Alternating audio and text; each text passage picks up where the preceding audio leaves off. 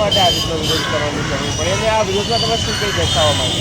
છેલ્લા 2 વર્ષની અંદર ખાસ કરીને છેલ્લા 6 મહિનાની મોંઘવારી એટલી માજામાં છે કે સામાન્ય માણસને અત્યારે શાકભાજી, કઠોળ અને દૂધ અત્યારે ખરીદવું અને ખાવું બહુ જોઈનું પડી ગયું છે. લોકોને વિચારવું પડે છે કે છોકરાઓને ખવડાવવું કે પોતાને ખવડાવવું, અને આટલો બધી મોંઘવારી વધવા છતાં જે ખેડૂતોને જે લાભ મળવો જોઈએ, જે પશુપાલકોને લાભ મળવો જોઈએ એ તો મળી નથી રહ્યો.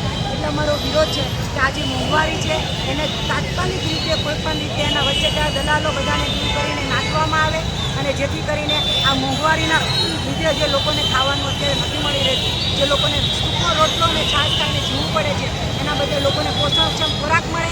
અને તો આપણા ગુજરાત જે અત્યારે કુપોષિત રાજ્યોમાંનું એક આવે છે એમાંથી આપણે બહાર આવી શકીએ.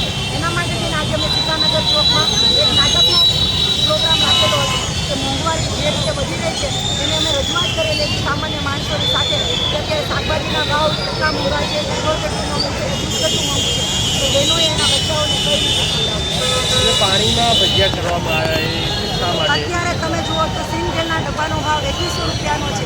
અત્યારે સામાન્ય માણસ 6-7 હજાર રૂપિયામાં